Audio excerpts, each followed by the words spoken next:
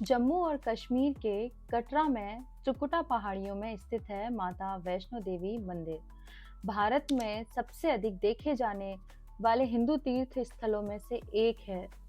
दुनिया भर से भक्त इस मंदिर में दर्शन करने और माता वैष्णो देवी का आशीर्वाद लेने आते हैं। इसे सबसे महत्वपूर्ण शक्तिपीठों में से एक माना जाता है, क्योंकि ऐसा माना जाता है कि देवी सती की खोपड़ी यहीं गिरी थी। श्री माता वैष्णो देवी जी की तीर्थ यात्रा हिंदुओं के लिए सबसे पवित्र तीर्थ स्थलों में से एक मानी जाती है। यह मंदिर दुनिया भर में लोकप्रिय है, क्योंकि ऐसा माना जाता है कि यहाँ की देवी मुंह मांगी मुरादें पूरे करने वाली माता है। अपने भक्तों की हर इच्छा पूरी करती हैं। ये पवित्र गुफा 5200 फीट की ऊंचाई पर स्थित है और तीर्थ यात्रियों को कटरा से शुरू होकर लगभग 12 किलोमीटर की चढ़ाई करनी पड़ती है।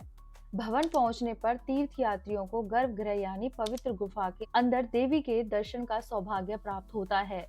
इस गुफा में देवी 3 प्राकृतिक चट्टान संरचनाओं के आकार में है, जिन्हें पिंडिया भी कहा जाता है। यहाँ यह ध्यान रखना महत्वपूर्ण है कि गुफा के अंदर कोई मूर्ति या प्रतिमा नहीं है। वैष्णो देवी का इतिहास अधिकांश पुराने मंदिरों की तरह यह बताना मुश्किल है। इस पवित्र मंदिर की तीर्थ यात्रा वास्तव में कब शुरू हुई? इस पवित्र गुफा के भूवैज्ञानिक अध्ययन से संकेत मिलता है कि यह लगभग 10 लाख साल पुरानी है। इस पवित्र गुफा का पहला उल्लेख महाकाव्य महाभारत में मिलता है। यह वह समय था जब पांडव और कौरव कुरुक्षेत्र के युद्ध के मैदान में आमने सामने थे। श्री कृष्ण की सलाह पर अर्जुन ने जीत के लिए आशीर्वाद मांगने के लिए वहां ध्यान लगाया। यह तब की बात है जब अर्जुन ने देवी माँ को जम्बू कटक चित याशु नित्यम सन्निहित लय कहकर संबोधित किया, जिसका अर्थ है आप जो हमेशा जम्बू में पहाड़ की ढलान पर मंदिर में निवास करती हैं। इसे वर्तमान में जम्मू के रूप संदर्भित किया जाता है। ऐसा भी माना जाता है कि पांडवों ने सबसे पहले कौल कंडोली मंदिर और मुख्य भवन का निर्माण करवाया था, जो देवी माँ के प्रति कृतज्ञता के रूप में था। संभवतः इस पवित्र गुफा का एक और संदर्भ गुरु गोविंद सिंह द्वारा दिया गया है, जिनके बारे में कहा जाता है कि वे पुरमंडल के रास्ते वहां गए थे। मंदिर की उत्पत्ति, वैसे तो श्री माता वैष्णो देवी की उत्पत्ति के बारे में कई संस्करण हैं, लेकिन आम तौर पर यह माना जाता है कि इस मंदिर की खोज लगभग 700 साल पहले की थी। यह पंडित श्रीधर की एक प्रचलित कहानी के अनुसार है। कहानी के अनुसार माता वैष्णो देवी ने खुद पंडित श्रीधर के घर पर भंडारा आयोजित करने में मदद की थी। ऐसा माना जाता है कि माता भैरवनाथ से बचने के लिए भंडारे के बीच से चली गई। देवी ने बाणगंगा, चरण पादुका और अर्धकुंवारी में विश्राम किया और अंत में गुफा तक पहुंची और भैरवनाथ पूरी यात्रा में लगातार उनके पीछे पीछे चले। तब देवी उसे मारने के लिए मजबूर हो गई और गुफा के बाहर ही उसका सिर काट दिया गया। यह सिर दूर पहाड़ी की चोटी पर जोर से गिरा। उसे अचानक एहसास हुआ कि यह सब व्यर्थ था और माफी मांगी। माता वैष्णो देवी ने उसे माफ कर दिया और उसे आशीर्वाद दिया कि इस गुफा में आने वाले हर भक्त को भैरव के दर्शन के लिए भी आना चाहिए। उस समय वैष्णवी ने भी अपना मानव रूप छोड़कर फैसला, और ऐसा माना जाता है कि उन्होंने खुद को चट्टान में डुबो दिया। तब से माता वैष्णवी 3 सिर या पिंडियों के साथ 5.5 फीट ऊंची चट्टान के रूप में गुफा में मौजूद है। कहानी पंडित श्रीधर से जुड़ी है, जहां वे असहनीय दुख में डूब गए और उन्होंने भोजन और पानी लेना बंद कर दिया और लगातार माता वैष्णो देवी से फिर से प्रकट होने की प्रार्थना करने लगे। ऐसा माना जाता है कि उन्हें एक सपना आया था, जिसमें माता वैष्णो ने उन्हें त्रिकुट पर्वत के बीच में स्थित पवित्र गुफा में उन्हें खोजने के लिए कहा था और उन्हें रास्ता भी दिखाया था। उन्होंने यह भी आग्रह किया कि वह अपना उपवास तोड़ दे। उस सपने के बाद पंडित श्रीधर पहाड़ों में पवित्र गुफा की खोज में निकल पड़े और आखिरकार उन्होंने खोज ही लिया। गुफा के अंदर उन्होंने देखा कि वहां 3 चट्टानें थी, जिनके ऊपर सिर रखे हुए थे। श्लोक में कहा गया है कि उस समय माता वैष्णवी अपने पूरे तेज के साथ उनके सामने प्रकट हुई थी और उन्हें उन चट्टानों से भी परिचित कराया। इन संरचनाओं को अब पिंडियों के नाम से जाना जाता है। माता का आह्वान, इस पवित्र तीर्थ स्थल की यात्रा माता के आह्वान से शुरू होती है। यह न केवल एक विश्वास है, बल्कि बहुत से तीर्थ यात्रियों का एक मजबूत अनुभव है कि माँ वैष्णवी अपने बच्चों को बुलावा भेजती हैं और ऐसा होने पर वह चाहे कहीं भी हो, मंदिर में आने के लिए बाध्य होते हैं।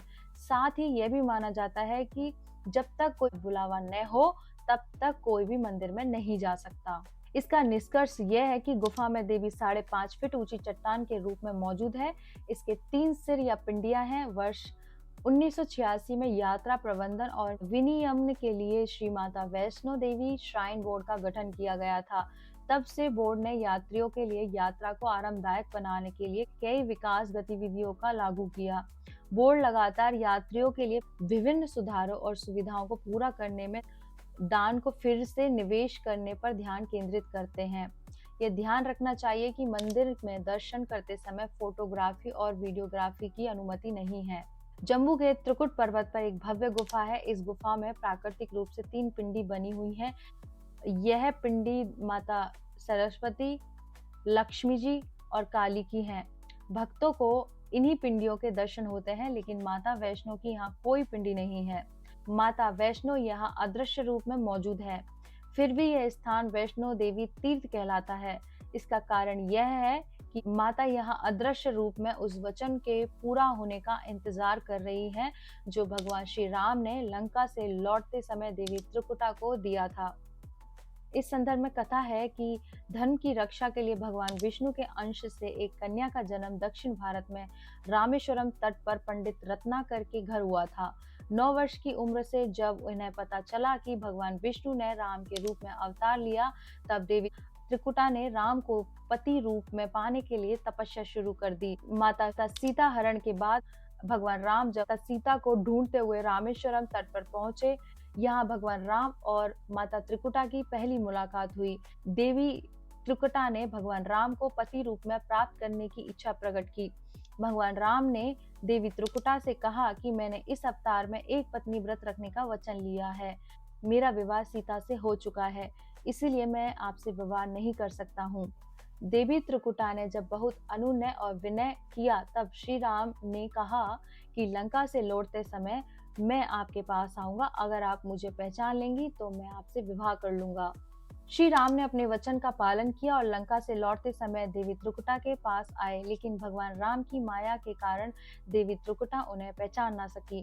त्रिकुटा के दुख को दूर करने के लिए श्री राम ने कहा कि देवी, आप त्रिकुट पर्वत पर एक दिव्य गुफा है। उस गुफा में तीनों महाशक्तियां महासरस्वती, महालक्ष्मी, महाकाली पिंडी रूप में विराजमान है। आप उसी गुफा में जाकर मेरी प्रतीक्षा कीजिए।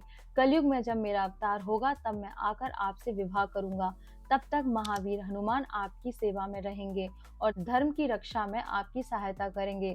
धर्म का पालन करने वाले भक्तों की आप मनोकामना पूरी।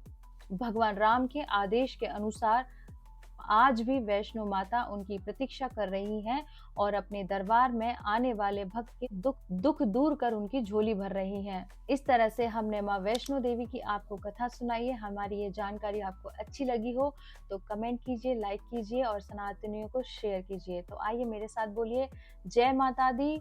ओम नमः पार्वती पतये, हर हर महादेव, शिव शंभो।